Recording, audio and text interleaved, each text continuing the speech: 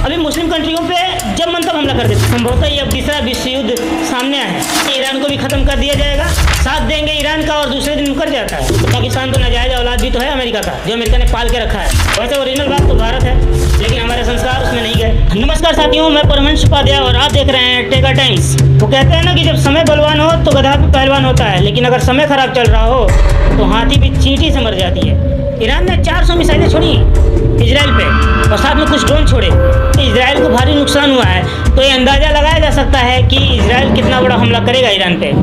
संभवतः ये अब तीसरा विश्व युद्ध सामने आया है। वहाँ रशिया यूक्रेन युद्ध अभी खत्म नहीं हुआ है, वो चल रहा है। यूरोपियन देश रशिया को पीछे करने के लिए यूक्रेन का भरपूर साथ दे रहे हैं। अमेरिका यूक्रेन की ज़मीन को भरपूर यूज कर रहा है। तो क्या इजराइल की ज़मीन का इस्तेमाल करके ईरान को भी ख़त्म कर दिया जाएगा?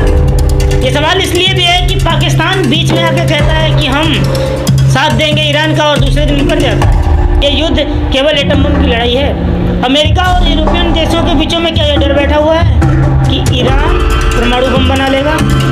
क्या जिनके पास एटम बम है दुनिया को एटम बम बनाने नहीं देना चाहते? भारत के पास भी एटम बम नहीं था, अमेरिका पीछे पड़ गया था कि हम एटम बम बनाने नहीं देंगे। G7 के संयुक्त लीडर्स ने भी बयान दिया। G7 के जितने भी नेता हैं उन्होंने कहा कि हम ईरान को परमाणु बम नहीं बनाने देंगे। ये सीधा सीधा G7 ने अपनी लाइन फेंकी कि हम ईरान को परमाणु बम नहीं बनाने देंगे।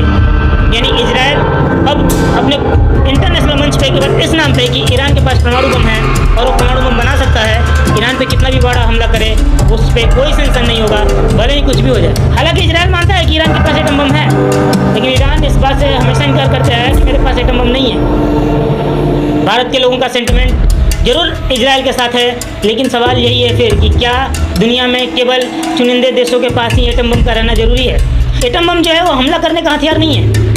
अगर हमला करने का हथियार होता तो भारत पाकिस्तान पे यूज कर चुका होता, पाकिस्तान भारत पे कर चुका होता, अमेरिका रूस पे कर चुका होता, रूस अमेरिका पे कर चुका होता। ऐसा हो सकता है कि एटम बम सुरक्षा का हथियार हो। हम भारत पे आज चीन हमला नहीं कर सकता। क्यों नहीं कर सकता? क्योंकि वो जानता है कि भारत के पास इतने परमाणु बम है कि चीन खत्म हो जाएगा। तो क्या ये सुरक्षा का हथियार है? और ईरान ये चाहता है कि हम इजराइल और जो यूरोपियन देश हैं इनसे अगर बच के रहना है तो हमारे पास एटम बम का होना जरूरी है, क्योंकि इजराइल अभी मुस्लिम कंट्रियों पे जब मन तब हमला कर देता है। और वो हमले की वजह चाहे छोटी हो चाहे बड़ी। वैसे ये हमला इजराइल का नहीं है, ये हमला है अमेरिका का, क्योंकि जो इजराइल है वो प्रो अमेरिका है।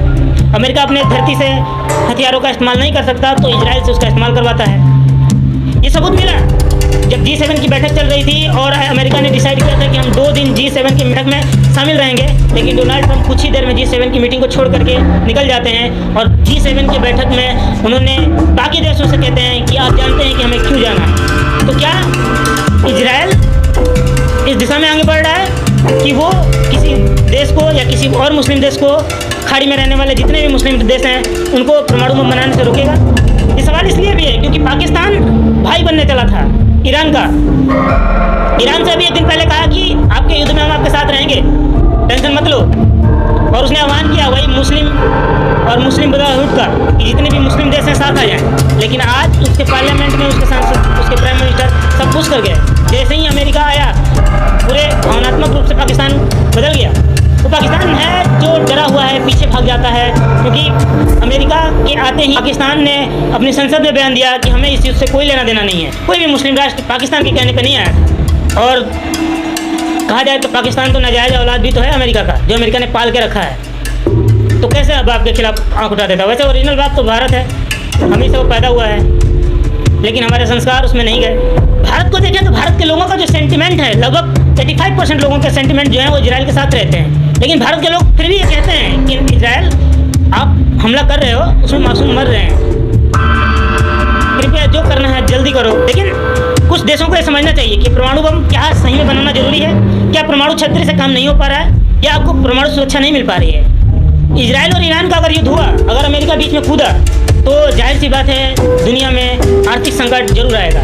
तेलों की प्राइस, जो क्रूड ऑयल है उसकी प्राइस बढ़ेंगी, और जिससे क्योंकि क्रूड ऑयल और ऑयल अगर इसकी प्राइस बढ़ती है तो जो ऑयल है, जो पेट्रोलियम है, डीजल है, ये हमारे टर्सरी सेक्टर का सबसे मेन स्तंभ है। क्योंकि एक जगह से दूसरी जगह सामान को ले जाना होता है तो उसके लिए तेल की ज़रूरत पड़ती है। जब तेल महंगा होता है तो हर चीज़ें महंगी हो जाती हैं। तो क्या ऐसा होने वाला है फिर से?